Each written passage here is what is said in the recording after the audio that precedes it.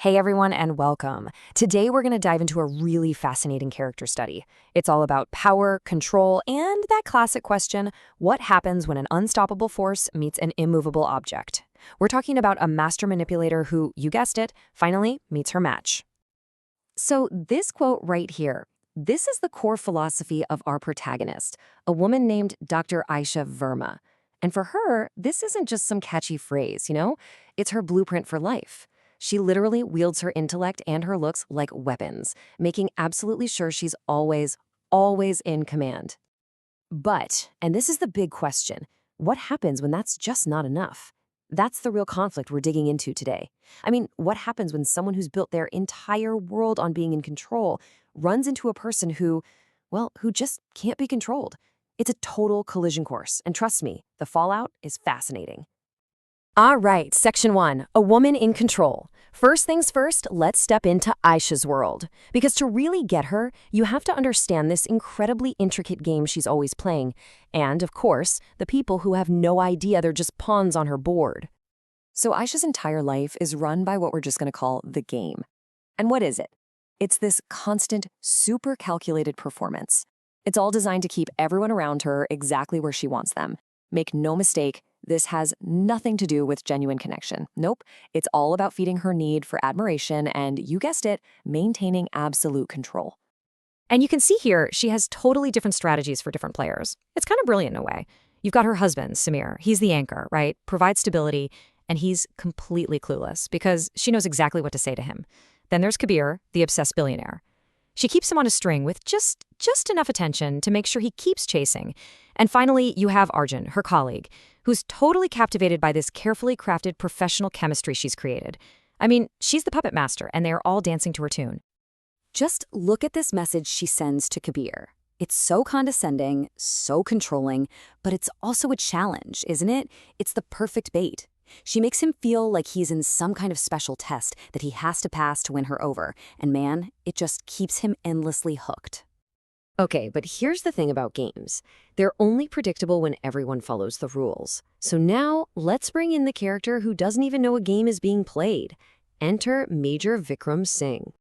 So who is this guy? Well, Major Vikram Singh, he's a decorated army officer, defined by this unshakable calm, this discipline, this effortless self-assurance. He is the complete opposite of the other men in Aisha's life. His confidence, it isn't a performance, it's just who he is. It comes from his discipline, his dedication to something way bigger than himself. He's not looking for validation from anyone, and he's definitely not looking for it from Aisha. And this comparison, wow, the contrast just couldn't be more stark. You look at Kabir and Arjun, and they're defined by how they react to her, right?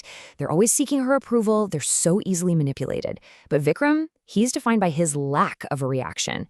His world doesn't revolve around her charm, so he doesn't need to be won over. And that, right there, is what makes him the one person she absolutely cannot control. And this is where the whole power dynamic just completely flips on its head. For the very first time, Aisha, who's always been the hunter, finds herself captured by an obsession that she just can't manage. So what does she do? Aisha pulls out one of her classic moves, this line right here. You're quite the mystery, Vikram. Most people find it hard to ignore me. It's playful, a little bit arrogant, and it's designed to do one thing, provoke a reaction, to make him acknowledge her power. She's basically saying, hey, you should be impressed by me, and she fully expects him to fall into line just like everybody else. But Vikram's responds, it's a masterclass in deflection. It's not an insult, but it's not a compliment either. He just says, it is just that I am wired that way, not someone who would compliment people. He's just stating his nature as a fact, and in doing so, he completely neutralizes her attempt to create any kind of tension. He refuses to engage in the game, and by refusing to play, he wins.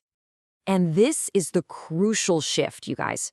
His total immunity to her charm doesn't just intrigue her, it infuriates her. Her entire worldview is being challenged. Think about it. The game has always worked for her, and now it's failing. Her confidence starts to crack, and she begins to pursue him, shifting from a position of power to one of pure desperation. All right, Section 4, the final gamble. This brings us right to the climax of her obsession. With all her usual tricks and strategies in ruins, Aisha does something she's never done before.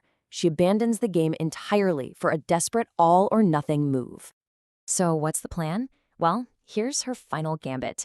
In her mind, the only way to win the unwinnable man is to offer him the ultimate prize, herself, completely, utterly.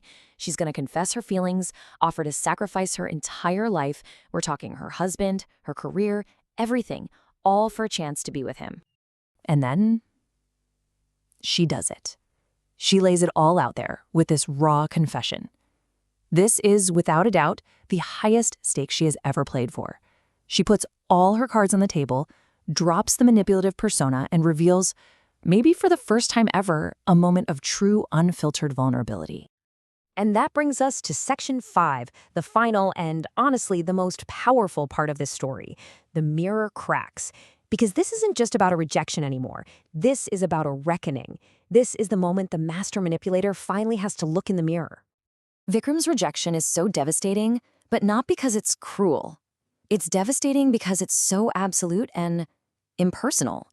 He tells her, "My life belongs to my country. There's no room in my life for relationship. Not with you, not with anyone." See?